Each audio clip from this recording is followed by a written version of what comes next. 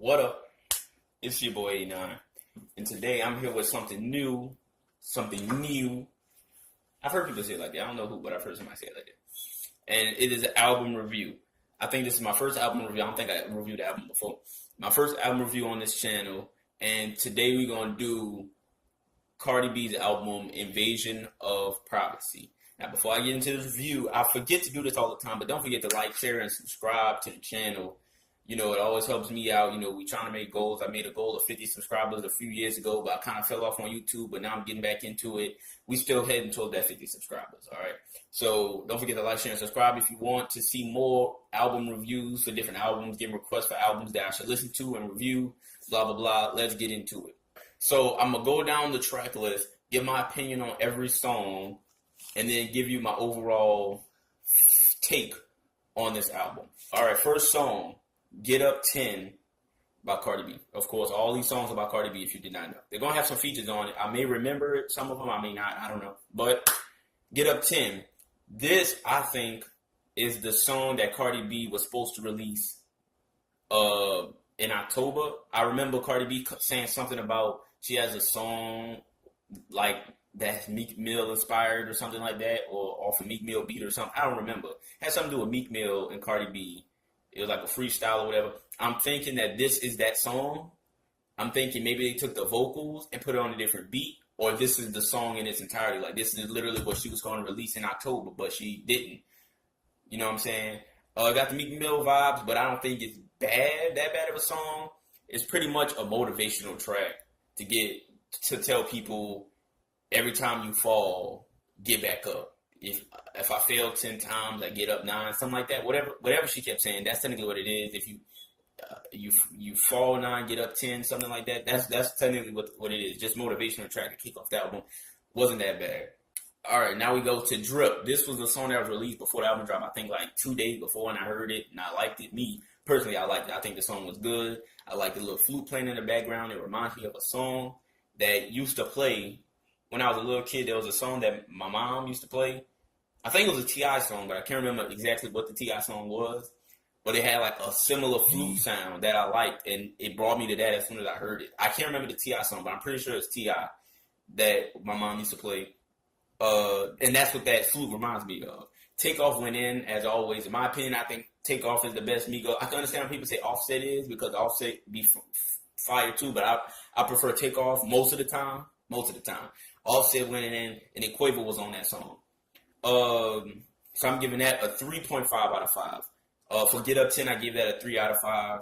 Okay, song number 3, Bickenhead, which I noticed just writing the notes, taking the notes, and looking at the track list of this album. She has a lot of songs with B being the first letter. I didn't notice it until I was writing my notes down for this, but they got Bickenhead, Bodak Yellow, Be Careful, Best Life, Barty Gay Cardi, Money Bag, She Bad. Like, there's a lot of B's in this track list. But Bickenhead I didn't really like. It was an Ed song. It seemed kind of corny to me. Talking about my hair. Talking about guap, get some chicken. That seemed kind of corny to me. The song is pretty much, I would say, just for women. There's no really it's not really a universal song. It's more of a motivational song specifically for women. I believe she has multiple lyrics telling women to pop the pussy, go strip, do what you gotta do as a woman to get your money. So I'm not really feeling it because I'm not a woman. I don't feel nothing wrong with making songs strictly for women, but I'm not a woman, so it's not for me. Like, it literally is not for me. For Bodak Yellow, now, I'm pretty sure this was my first time hearing that song fully. I've heard that song in passing, going places, just all over the place. But I'm pretty sure, I don't know, but I'm pretty sure this was my first time hearing the whole song. And I don't think it's that bad. Oh, I keep it. Bickenhead, I give that a 2 out of 5. Sorry. But this song, I like it. You know, I could see why it blew up. The flow's nice, the beat's nice. But I listened to it since I'm a rapper myself. I'm very picky when I'm listening to the lyrics because I listen to lyrics when I'm listening to a song. And I could tell that she forced a lot of these rhymes to work. Like some things that she rhymed don't rhyme normally, but she forced them to rhyme just so she could go to the next line. Bars. I still give it a 4 out of 5. I don't think it's that bad of a song. I see why it blew up. I see why, people, clung to it the way they did. After this is Be Careful, which was another song that came out. To me, it sounded weird. The lyrics were kind of interesting because when I'm listening to it, I'm thinking, oh, yeah, she going in on Offset right now. She going in on Offset. But she's saying that it's about the dude that she messed with in the past. But I'm going to just go with my story that she was talking about Offset. But the beat is lacking. The beat is not as powerful as her vocals are. Seems like the vocals are in your face, like she's standing in front of you, telling you these things, and the beat's just like random background noise that just happen to be playing while she's talking to whoever she's talking to. So I'm gonna give that song a 2 out of 5. Next is Best Life. I think that this was a good improvement to come from Be Careful, which I think was kind of to Best Life. You know what I'm saying? I think this was probably the best song on the album. Cardi came with some nice bars, and then Chance came back in there with a hook. The beginning, the intro of it, I was like, oh, I'm gonna hate this song. The way Chance was talking, I'm like, ugh, Chance, get out of my ear. But it turned around after that, and I'm like, okay, the hook's not bad. Chance went in, but I noticed, like, listening to Chance, I've heard Chance before, but me as listening to him, I'm like, he kind of reminds me of ODB. ODB would rap, sing, like he would spit a line and then he'd sing the next line and then rap the next line. Like Chance seemed sort of like that. I don't have a problem with it because I like ODB, but of course, I just know I give that a 4.5 out of 5. I think that's the best song on the album, in my opinion. Of course, some people may disagree, some people may not agree. All right, then we get to I Like It, which is a very catered to the Hispanic community, her Hispanic audience. I'm pretty sure she has a Hispanic audience because, I'm pretty sure they support her, being Puerto Rican or whatever. So this was for them. She had Bad Bunny on there. And I work with a lot of Spanish people at work. They were surprised that I knew who Bad Bunny was because one of the coworkers, like, we be playing music sometime. Of course, me, I be in the corner blasting my hip-hop. But they was playing their little Spanish music, and the Cardi B song came on. And when I say, oh, that's Bad Bunny, they looked at me like, how you know who Bad Bunny is? That's because I have history with Hispanic people. So, I have a lot of Hispanic friends, and most of them are girls. That's for another time, but they play Bad Bunny. They talk about Bad Bunny all the time. So I kind of knew who it was. You know what I'm saying? But anyway, back to the song. I think the beat was nice. It got a nice Latino vibe to it. And I don't know when I would personally be in the mood to hear Bad Bunny and Cardi B, but it's not a bad song. I just don't think that I'd be riding around blasting this song. I'm pretty sure there was only 2 songs that I liked when I'm like, okay, if this come on while I'm at the gym, or if this come on while I'm driving, you know what I'm saying, I won't be mad at it. I think it was only 2 songs. I'm pretty sure it was the Champ song and it was the Drip song. That was the only 2 songs I liked on the thing and put it into my playlist. All the other songs was like, they're nice, but it's not for me. Like, that's pretty much the whole album in a nutshell. The whole album is not for me, but it's a good album, but it's very, I'm gonna get to it at the end. But anyway, I give that song a 3.5 out of 5. Next, we have Ring by Cardi B, of course, but it's featuring Kalani. So I'm giving it 100 out of 5. Is Moneybag. And I've listened to this song. I'm like, this has a lot of Bodak Yellow vibes to it. Like this, it sounds very similar to Bodak Yellow. I feel like the flow was very similar to Bodak Yellow, and it seemed like the drum pattern that was playing was very similar to Bodak Yellow. I don't think it's bad that she did that, but I felt like she was trying to chase another hit with this song, especially with the subject matter of it was technically the same. Go get your money, you know what I'm saying? Money bag, you try to get the money, all that stuff like that. She had some nice bars on there, which I'm never mad at. And she was flexing, she was doing her thing, talking about the car she driving and also like that, and how you can do it too. You know what I'm saying? This is a subject for another matter, but her technically saying, hey, I'm doing this, I'm doing that, you can do it too. It's kind of trying to force people, not force people, but it gives people the perception that if I follow the same path as Cardi B, if I become a stripper and a rapper, I could be just like Cardi B. And those are things that you should not strive to do. You should not strive to be a stripper. You know what I'm saying? Nothing's wrong with it. You got to do what you got to do to get your money, but that's lowering the standards of what it is to be successful, in my personal opinion. But let's get back to the album. Bartier Cardi, which was a song that played on the radio all the time. Every time I got in the car, and when I'm in the car driving, I'm usually playing what's on my phone through the Bluetooth. But if I'm in the car with somebody else, like if I'm just sitting in the back seat just chilling and they playing the radio, this song is always on, always. I still think it's very stupid for Cardi B to be name dropping Offset the way she does in this song, and with this song being as big as it is, this one being one of her biggest songs that she has, period. You know what I'm saying? After Bodak Yellow, just name dropping somebody that you're in a relationship with, that of course they're supposed to be getting married, but we don't know how that's going to last.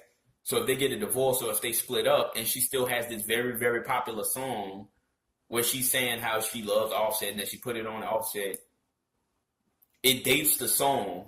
It really does. It dates the song, because if you're talking about a current event that is only temporary, and that event that changes, when people hear it, they're like, oh yeah, this song was out when she was with Offset. You know what I'm saying? It dates the song, and dating your music is a terrible thing. Like I used to hate like listening to music from back in the day, and they just name drop the year that the song came out in. I'm like, ugh, I'm not in that year right now.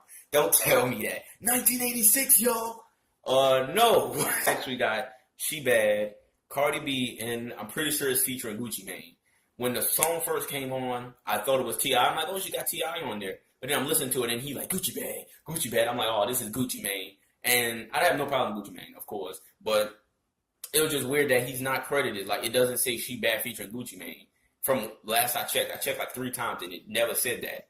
So it's weird to me that he's not like credited as a feature, but he just there just whispering into the microphone almost the whole time. And with that, listening to the song, I can't even remember what Cardi B was talking about, to be honest. This song is very forgettable. The only thing I can remember is the hook, the She Bad, Gucci Bad.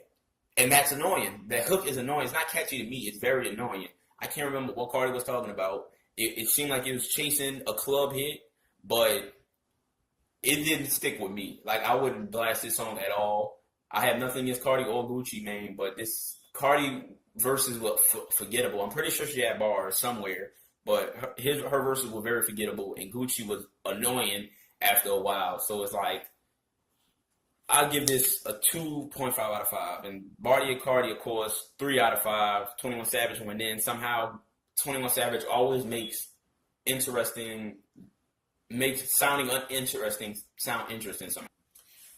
All right, now we got Through Your Phone. And this song here is technically about her going through somebody's phone and finding out some things that she shouldn't have found out.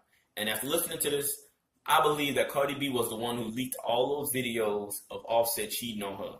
Me personally. Of course, I like to start stuff. And that's the first thing that popped in my mind. Listen, I'm like, oh yeah, she leaked them videos. And then I'm hearing she's talking about, oh yeah, he's asleep and I got this knife and I'm about to go kill him in his sleep. And I'm like, oh snap, Offset, better watch out. You know what I'm saying? And listening to that, it pretty much confirmed my stereotypes about Spanish women. I love Spanish women, but I have a fear that I might do something or say something wrong to my Spanish bae. If I have a Spanish bae, which I most likely will, because that's a goal. Trust me, it's a goal. Even for most dudes, it's a goal. It's your low-key goal. Like, dang, if I give me a little Spanish thing, she call me papi. Ooh. You know what I mean? I'm crazy. This pretty much confirms the stereotype I have about Spanish women, about them down to kill you if they have to kill you. And because of that, I'm giving this a 10 out of 5 because I'm scared that Cardi B might kill me in my sleep for talking bad about this song. Is I Do featuring SZA. Now, SZA sounds good, but listening to Cardi B at this point, luckily this is the last song, which I'm glad that this is only 13 songs and not 24 or 25 songs like Migos and everybody else is trying to do. I'm glad it's short because at this point, Cardi B is pretty much saying stuff that she's already said at the beginning of the album. It got tiring at this point. Like, the album literally ended once it started getting like, you're starting to say the same thing. So it's good. I think that helps the album being short, the album being 13 songs, and the fact that by the time you got tired of what Cardi B was talking about, they ended it. So I think that's also pretty good. This helps the album in its favor. Overall, I would give the album a 3 out of 5. It's not a bad album sonically. It sounds good. You know what I'm saying? But a lot of the subject matter is sort of repetitive, and it's very, I feel personally it's very woman specific. Like most of these songs are things that your girlfriend or a friend who's a girl, like a girl in your life will probably be bumping, or a girl in your life will be listening to. There's only two songs that I feel could connect with men and women, and I think that's Best Life and Drip. But every other song is very women oriented. Women can use this as captions when they trying to, take pictures on Instagram or Snapchat or whatever. That's how I feel personally. So with me, sonically, I would give it a 3 out of 5. But when you look at the album as a whole, when it comes to subject matter, lyrics, it's probably a 2.5 out of 5. But of course, Kalani, she boosted it up because Kalani is a goddess and she boosts everything up. She made this album a lot better. And Cardi B, possibly trying to kill me, also made this album a little better than it could have been. But it's not a bad album. I would recommend it to a girl in my life. But, a girl I know, like, hey, go listen to that Cardi album. It's nice. For you, I need to stop. But I would recommend this to other people. But for me personally, I would only bump 2 songs because it's not for me. You know what I'm saying? It's really for the women of the world. You know what I'm saying? And nothing's wrong with that. But that's it for me. I'm out. Too sweet. Deuces.